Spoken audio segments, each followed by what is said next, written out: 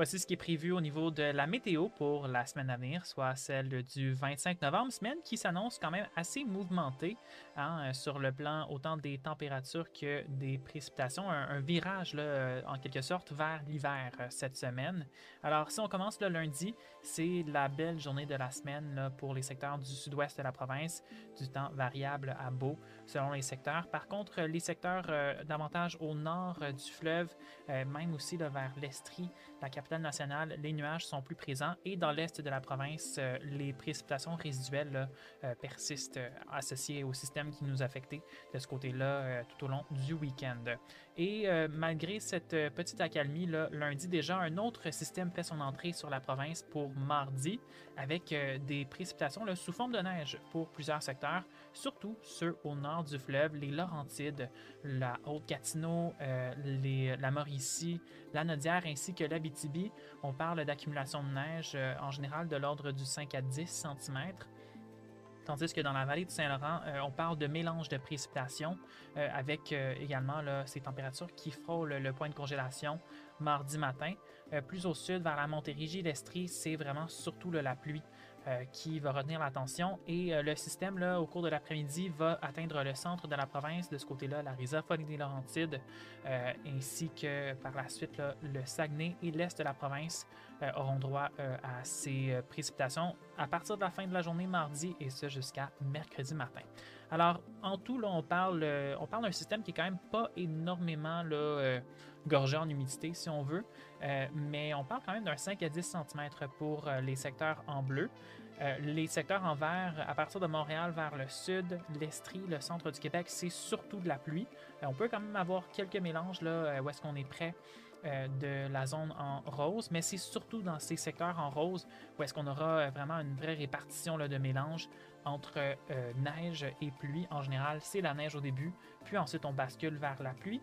Et les secteurs de la vallée d'Outaouais notamment, en se dirigeant vers la couronne nord de Montréal, entre autres, on va surveiller quand même ce petit potentiel de pluie verglaçante dans la transition. Et du côté de l'est de la province, en général, quand on se trouve près du Saint-Laurent et en plus basse altitude, là, on aura des mélanges de précipitations, soit de la neige et de la pluie aussi là, par moment. Tandis que les secteurs en haute altitude et à l'intérieur des terres, c'est la neige qui est à prévoir. Et les quantités pourraient être un petit peu plus importantes du côté de la côte nord. On pourrait dépasser les 15 cm par endroit.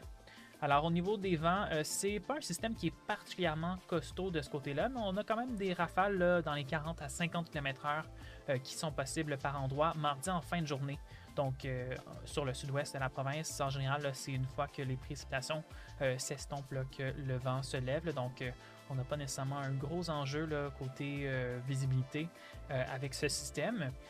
Mais ça demeure quand même à surveiller à l'heure actuelle et c'est pas le seul système qu'on surveille cette semaine parce que ça s'annonce quand même assez mouvementé. On le voit une dernière fois, là, ce système de mardi, mais maintenant, là, quand on regarde davantage vers la fin de la semaine, c'est là qu'on aura ce deuxième système qui s'annonce quand même assez costaud.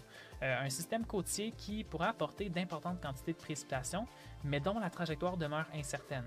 Alors on voit ici par contre l'idée, quand on a ces systèmes côtiers, ça peut quand même donner, selon la trajectoire, d'importantes quantités de neige, surtout là, les secteurs de l'Estrie, la Beauce, la capitale nationale, l'est de la province aussi.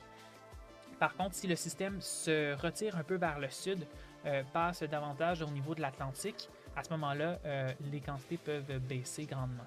Alors, tout n'est pas là, coulé dans le béton avec ce système-là, certainement pas.